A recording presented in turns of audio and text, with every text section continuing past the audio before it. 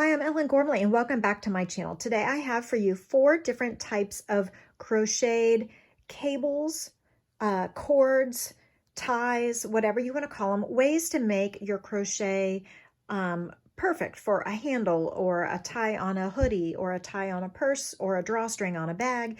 So here's 4 different styles. So let's get started. So this first one is the simplest. So love it, love it. This is all the different sides. This is the one I use probably the most often because it is just so easy and quick. So we will start with a chain of whatever plus 1, 2, 3, 4, 5, 6, 7, 8, 9, 10, 11. You can make this as long as you want. You can do a multiple based on the number of stitches per inch that you need a tie. So after the chains in the second one from the loop, you're just going to slip stitch down each stitch. Now I do this a lot for fringe, and I do this a lot for the narrowest of drawstrings or ties on bags or purses. And this would also be really good for the tie on a hoodie. So you're just slip stitching in the back ridge, back bump, back bar, whatever you want to call it, of each chain across, and it makes this little almost flat cord. Very, very easy. The multiples doesn't matter, and you can make it as long as you want, but you might have to do the math. Like if this is too short, then you got to rip back and add more chains before you go back. So this is the chain and then slip stitch tie. This is tie number 1. Love it. Okay, tie number 2. So that's this one. This one is a curly tie, and I like this one a lot if you're going to actually tie things that you want to stay tied. Also, if you need something decorative that it's curly, then this is the one for you. So to make this curly tie, you take, again, the same number of chains. Now all 4 of them are not this way, so the next 2 are radically different. So keep watching for the next two radically different ones. But this one, you're going to also start with a chain of whatever, however long you want the piece. And you know my favorite edging is to slip stitch chain 1. And guess what? If you slip stitch and chain 1 along each chain across, it makes the curly tie. It has a little bit of texture to it, and that is what makes it a secure or more secure tie than the first slippery one. So I really love the curly nature of this one, and because of the slip stitches and then the chain 1, it gives it a little bit of texture, and so it's slightly more decorative than the others. There are a gazillion ways to make ties, and if you want even more, let me know down below, and I will show you even more ties. This one gets really nice and curly, and because there's double the number of stitches because you slip stitched and chain 1, and that's why it curls up so prettily like a little shrimpy. Hello! Very cute and decorative little tie. Okay, the next one is radically different. So remember, crochet is a relaxing and valuable use of our time. And I think the right finishing is what really makes a project complete. So we're just going to weave in the tail here. I don't know why I can't just let it go, but I want to finish it. So there's my little curly tie.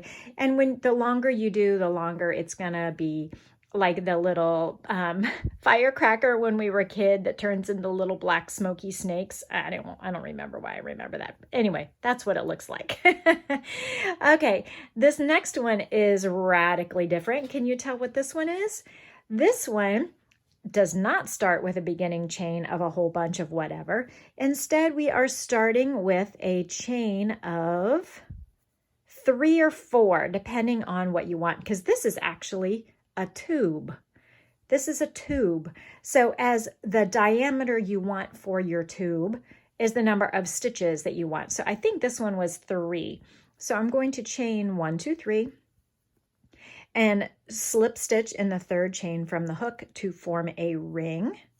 And we will immediately begin building the tube by just going 1, 2, 3 single crochets in the ring. Now I'm going to pop it a little bit, skip the beginning slip stitch that joined it, and start going in rounds. You can place in a spiral.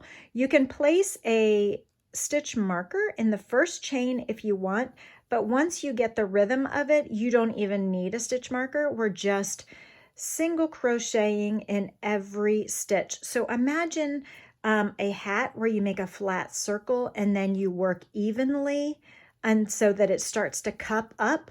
And this is what we're doing here.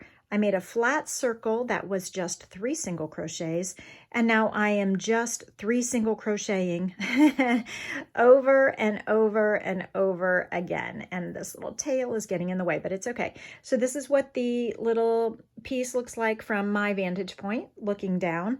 So I'm going to just single crochet in each single crochet around in a spiral.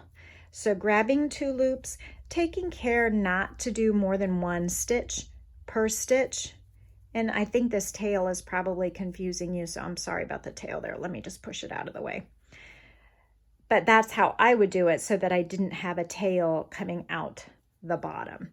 So if you can see, I'm just looking at it like a tiny beaker, a tiny narrow beaker, or a tiny itty bitty little vase.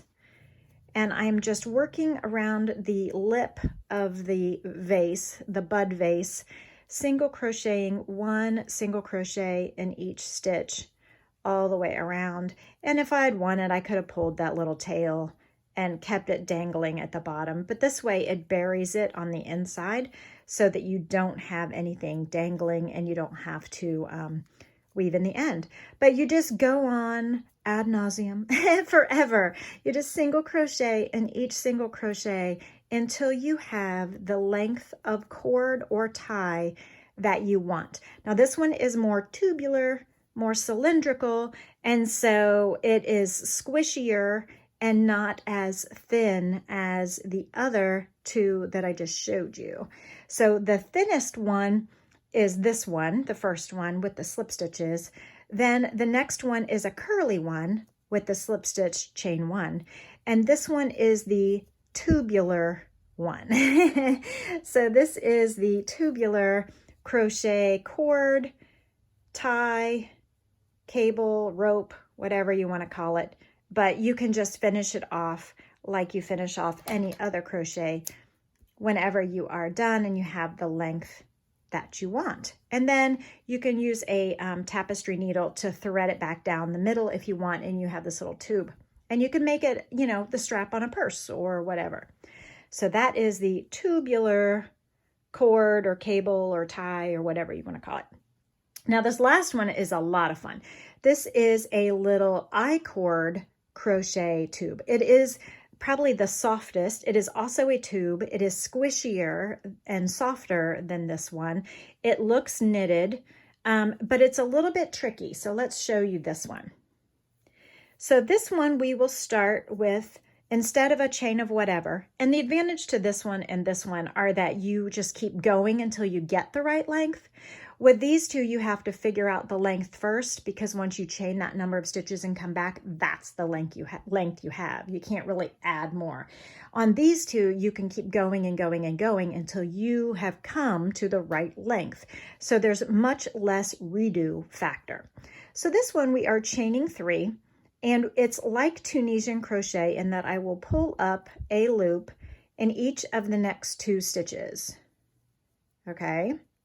Now, this is where it gets different. We are going to securely pinch the first 2 loops with our tension hand, remove them from the hook, yarn over and pull through the one on the hook, insert your hook into the next one and pull up a loop, insert your hook into the next one and pull up a loop. And you have just done a little Tunisian crochet, and we will do this step over and over again. So now I'm going to release my thumb and finger and pinch these 2 again. So I'm always going to pinch the 2 that are on the side of my tension hand. I'm going to release them, be careful not to let them go, and yarn over and pull through the first one, reinsert the hook and yarn over and pull up the next one, reinsert the hook in the last one, yarn over and pull up a loop. Now you will get into a bit of trouble if you accidentally let one of these go and they unravel on you. So it really is important that you keep them a good grip on them. So remove them from the loop. Make sure when you're pulling through the yarn through the first one, that is when the last one wants to pull out. Yarn over and pull up a loop, and then reinsert, yarn over and pull up a loop. So it's like teeny weeny little Tunisian crochet, but you have to be careful not to lose those loops in the process. So we are making a tiny Tunisian knitted I-cord, basically. So it actually is flat, but it curls in on itself, so it feels like a tube, but it's what wraps around like, can't think, like a cannoli, I guess, like it goes around. So we will just continue to do this process over and over again until, again, we have the length that we want. That is one of the awesome advantages of this particular one. And it's also very pretty, and it's also very soft. All of features which I like very much. So if necessary, you can go through the trouble of placing a marker in those loops so that they don't pull out. It's kind of like a mini lifeline, but you don't have to. Once you get the rhythm of it, you'll be fine. But remember, don't yarn over and pull back. You're instead pulling out with the hook and yarning over and pulling through each of them. Okay? And then to fasten off, we can just yarn over and pull through all three and pull up a loop and cut and put the tail through the loop where the hook had been. Yay! So, so pretty. I hope you've enjoyed this little lesson on cables, ropes, ties, and crochet. Please check out the motifs video and the free patterns that have come up more and more, where the pattern is in the description below the video. Thanks so much. I'll see you next time.